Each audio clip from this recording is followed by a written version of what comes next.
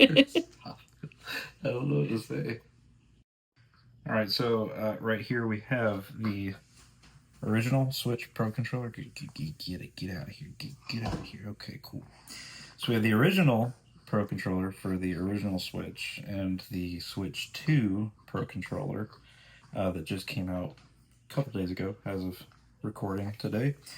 And I kind of just wanted to say, if you already have one of these, you don't necessarily need to buy one of these.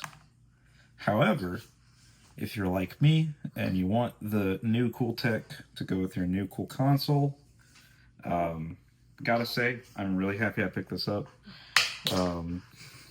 The big thing with the original Pro controller is that it's got this real plasticky feel to it that I'll go ahead and say I have always loved using these, even for PC gaming. And as you can see, this controller is very well loved. The only thing that I'm not too fond of is just it can feel a bit oily and weird over time as you're playing. But other than that, fantastic controller. Really awesome for playing fighting games online and stuff like that. But one thing I want to point out about Pro Controller 2 that's very nice is that if you'll notice with these sticks, I don't know if that's picking up on the camera, but there's a significant grind, and it feels kind of rough going around the stick, and that could just be due to age. But I've got 4 of these. I notice it on all of them. Now when you move over to the Pro Controller 2 and you start spinning it, silence. And I think it's because, and I'm pretty sure, it's probably really difficult to see this on camera, but the stick itself does not actually contact the edge. So it's not going to be grinding up on that edge too much, which is really awesome. But also, this is like a nice matte material. It's very, very comfortable, feels very premium, and just in general, more pleasant to hold. Of course, it's the same shape, more or less, so if you like the shape of the previous Pro controller, you're going to like this one too. Of course, the sticks, they feel very premium. Like, I honestly, it's impressive to me that they got them to feel this good. D-pad, you know, initially I was thinking, oh, this D-pad feels, you know, better, right, than this D-pad. But now that I've kind of been feeling them side by side, I'm not really too sure. I think my inputs with this D-pad are much more accurate to what I want to do in a fighting game than they are on this, which, I mean, this was fine. Like, you could get away with using this on, like, Street Fighter 6 on PC, no problem. But I feel like, as for the buttons, these are virtually identical. I think they're larger on this one. I really would have to get a measuring tool to figure out. They seem larger. They feel a tiny, like a minuscule amount, like better. Like, it's overall an improvement in terms of how the buttons feel to like push. Probably one of the bigger differences between these two that's actually kind of interesting. I don't know why they did it this way. On this controller at least, is these buttons here for the plus and minus, they feel kind of like inlaid. I know they're not inlaid, like they protrude a tiny amount, like, and they're okay. But on the Pro Controller 2, they're much more pronounced and they feel like real buttons. Like, they just feel better. That's what I'm trying to say. And of course, you know, the lights on these Pro controllers down here. Lights on the new Pro Controller are up top, along with your button to either Bluetooth connect via Bluetooth or disconnect if you need to. You'll also notice that on the original Pro Controllers, these kind of, I'll call them legs, but basically the grip points, these are a separate piece that is attached to the actual control unit. And on my Xenoblade Pro Controller, my left and right side have become kind of loose and they wiggle a little. This one's a bit more sturdy. Just something that bothers me a little bit when I use that controller. I've been trying to not use it as much so that it doesn't break completely. However, on the Pro Controller 2, they actually made it this entire bottom bit, so I don't have any worries or concerns about this piece coming loose. Like, this goes all the way up to the top, and it's one cohesive unit across the back and the bottom here. The control unit is basically like its own separate thing as well, but it's just a more sturdy design. I think it'll have a lot of, like, a much longer use than one of these potentially. Even though I can say I've had my Xenoblade Pro controller since it came out, it's been great. I worry about it breaking down any day now when I use it. I don't foresee that happening with this particular controller. Now, as for the actual major changes, so the Pro Controller 2 has the game chat button. And what you can do with that is you press the button, a little menu will pop up on the Switch 2 screen asking if you want to start a game chat with a friend or, look at existing game chats that you're invited to. It's just easy access to a new feature. I tried it out yesterday. It works as exactly how you would expect. It's kind of like using Discord a little bit. You'll see your friend calling and just pop the button, select accept, and good to go. Another nice feature that is not present on original Pro Controller is that you have a actual headphone jack on here. So you can plug in a headset and you can, hear your game audio through your Pro Controller, which is always nice if you don't live alone and you need to have like some peace and quiet in the house. Now, for probably the final new feature, back here we've got, they call it the GL and GR grip. I assume it stands for grip left, grip right. So these are fully programmable in the Switch menu. Really straightforward. Just when you're playing a game, you just hold the home button down for a few seconds. Side menu will appear, and you'll see the ability to program these buttons. It's a game per game basis, I believe. At least that's how it appears.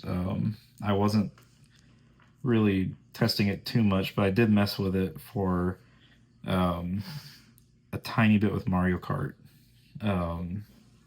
Basically set it so I can throw items with just hitting that there. Very easy, straightforward to set up. And it's just nice because, you got extra buttons. If you're playing a shooter and you don't want to remove your thumb from the right stick to like jump or something or reload, you can just, program it on the back. So that's really nice bonus feature there.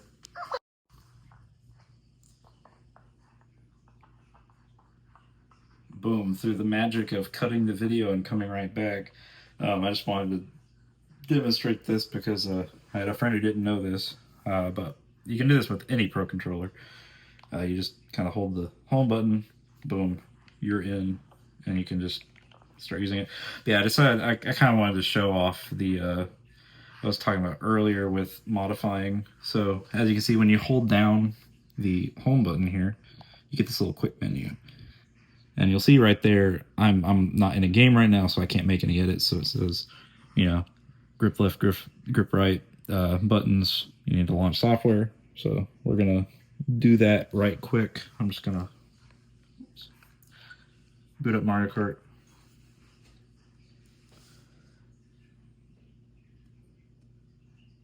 And what you'll see is, I can do it right here even. So I can go down right there and say, for grip right, I want this to be, let's say, the item button. So you just press left bumper.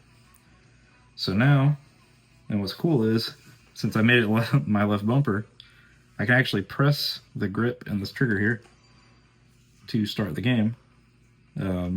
Of course, I don't have an item right now, but as you can see, if I press that bumper, it is now using, well, Donkey Kong's clapping because he's having a great time, but effectively, can even set it as the gas. So now I can hold that down, use it as the gas. It's just overall a nice little feature to have. If you are looking for just more options on your controller, it's just a nice bonus.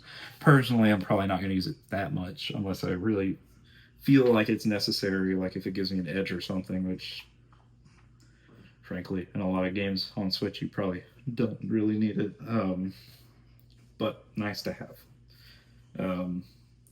I guess if I were to give you a TLDR on the Switch Pro Controller 2, I would just say Pro Controller 1, this is brilliant, but I like this. Like, this is just a more premium product. It just feels better in the hand. Buttons feel great. The sticks don't grind, which is awesome. Just feels really good. Your typical bumpers here. I think they said, and I'm not entirely sure.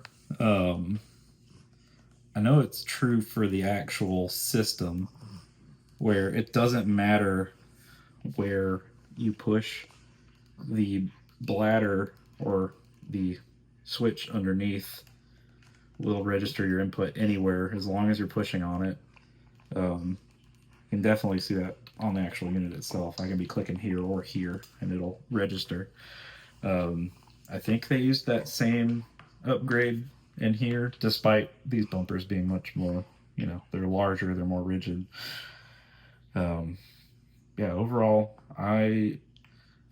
it's a 50-50. You either really want to just save money and not bother. You already got a Pro Controller, you're good to go. It's simple. To connect a Pro Controller, all you gotta do is just, you pop into here on the controllers, change grip order, and you just hold this button up top. Boom, connected. Great. Same thing. If you press it, you can disconnect it, but... Are you still going? Okay. So yeah, it's pretty straightforward in general. If you've used a Switch, you've probably done this a million times. So you can use your Pro 1 controller on Switch 2. Not a problem. However, if you do want... Apologies for the cut. The baby has decided my TLDR was going on way too long. Very TL, if you will. Anyways, what I was trying to say, if you're on a budget and you already have one, this is perfectly fine. If you want the cool new tech and just an overall improvement to what is already effectively perfection, go for it. It's, in my opinion, it was worth it. I am really enjoying it. It feels great to hold. The sticks, they feel like nothing. It literally feels like you're just kind of gliding on them. So it feels great playing something like Mario Kart. Overall, just high quality. Probably, if I may be so bold, probably the best controller that maybe in competition with like the DualSense for the PS5. I would say this is probably one of the best controllers that I've purchased, and just overall highly recommended. But that comes with the caveat of, do you have a Pro Controller? One, And if so, do you have it in your budget to get a Pro Controller 2? If you don't have a Pro Controller 1, this is a no-brainer. Absolutely, 100% every day of the week. So this is really going to come down to whether or not this just fits in your budget. If it does, I love it. I highly recommend it. It's been great so far in the last 48 hours of having a Switch 2. So that's pretty much it. That's all I really wanted to say was if you're on the fence with it, just don't worry about it too much. It's a great product. Um, so, I'm Bender. You'll probably see me in the comments. Hope you all have a wonderful morning or evening, depending where you are in the world.